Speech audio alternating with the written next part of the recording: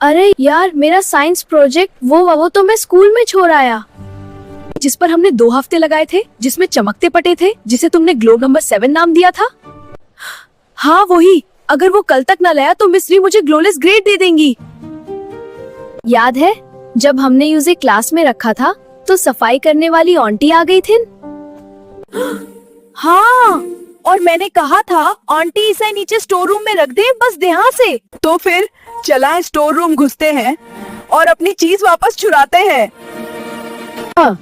मगर मौका मिले बगैर नहीं। मास, ये ठीक है, अगर किसी ने हमें देख लिया तो भाई, हम चोरी नहीं कर रहे, हम अपना हक वापस ले रहे हैं, फर्क समझो। तुम्हारी लॉजिक तो हमेशा ठंडी चाय जैसी होती है, गर्म नहीं होती मगर पी जाते हैं।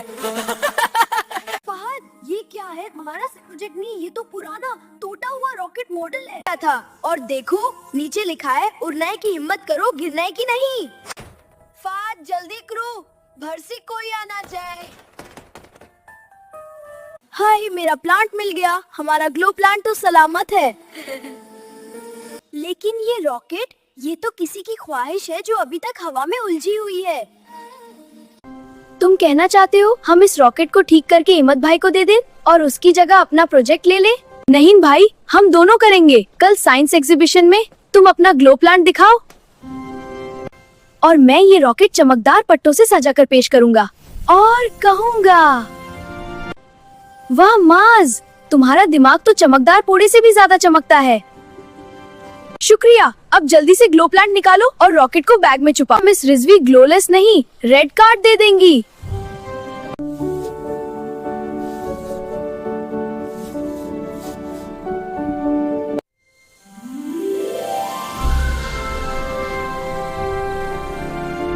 और ये रॉकेट जनाबो सिर्फ हवा में नहीं, दिल के अंदर भी उड़ सकता है।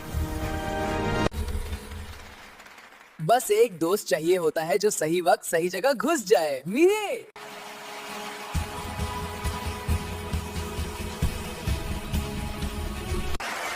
माशाअल्लाह फहद, माज, गुड वर्क।